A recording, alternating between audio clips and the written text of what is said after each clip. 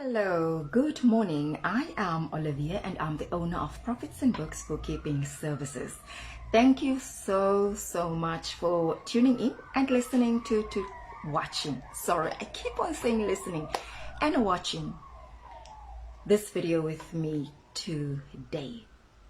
Today I'm talking about debt counseling, or when you are under debt review. Before I start, just a disclaimer. I am not a debt counselor. I am not a lawyer. I am just sharing this information in my personal capacity. And before you decide to follow this information, please go for professional advice. This is more for educational purposes. So I just wanted to state that. So first of all, debt counseling. Debt counseling is you qualify or you can go for debt counseling when you have too much debt and you can no longer pay it, which means when you are in distress. But what debt counseling is not, it's not a way for you to relegate your responsibilities. It's not a way for you to say, okay, fine, there's my debt to the debt counselor. You go and deal with it. It's not like that. Debt counseling, it's not a way out of your debt. It is just an instrument, or it is just measurements that are being put in place for you to manage and to relieve the load on you. What you cannot do when you are in debt, under debt review, or when you have entered debt counseling, you cannot go and make any other debt. You have to finish paying the existing debt. What was interesting as well, I see you get these calls or these ads of people saying that they can get you out from debt review. All you have to do is just call them and you will no longer be under debt review. That's a blatant lie. It's an absolute lie, because the debt review process, it's a court process, right? So these are just some of the pointers when you decide to go on the debt review. And also what you have to keep in mind, it's a long-term plan. It's not a now thing. It's a long-term plan and it will affect you. So let's start. First, I want to start off with the psychological and the emotional impact of bad debt. When you are a person, or when you have been someone who knew how to pay your debt, who always, you know that you had to pay your debt on time, you never had any stress about not being able to afford your debt.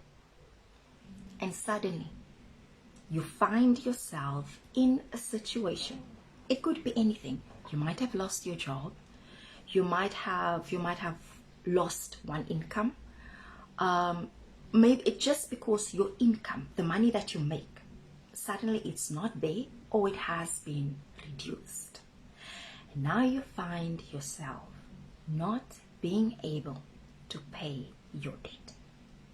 First of all, I just want to say to you that you are not alone. You are not the only person going through that. You need to understand that, and you need to hear that when I say you are not alone. It is a crippling, humiliating, embarrassing, and paralyzing situation to find yourself in. And the first thing that you want to do is stick your head in the sand. Your first instinct is to ignore the fact that you can't pay your debt, because you don't know where to start. You don't know where to go to. You are too afraid to answer the phone because you don't even know when are you going to pay your debt. You don't know. And then it's call after call after call. You end up hating your phone. You hate the company. You hate yourself. You beat yourself up and you blame yourself so much for being in this situation where you can't pay your debt, where you can't do the things that you were able to do, the things that you took for granted, the things that you did without thinking or planning. Now you can't even do that. You look at your children, if you have children, and it's the worst feeling in the world to suddenly realize that you can't even do the basic things. Then there's also the feeling of exclusion and isolation. Because now, you used to hang out with certain friends. Now you can't go anymore because you don't have money to contribute. Sometimes you don't even have money for petrol just to go there. And you feel a sense that you are being isolated, that you are being excluded. And suddenly it might even seem as if, people are throwing parties without inviting you. And you might feel as if now they are too ashamed to be associated with you. It's a very lonely road when your finances collapses.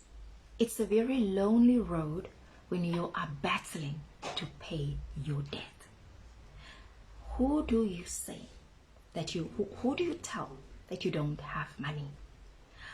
How do you even express the pain of having to deal with the humiliation and the loneliness of being unable to service your debt?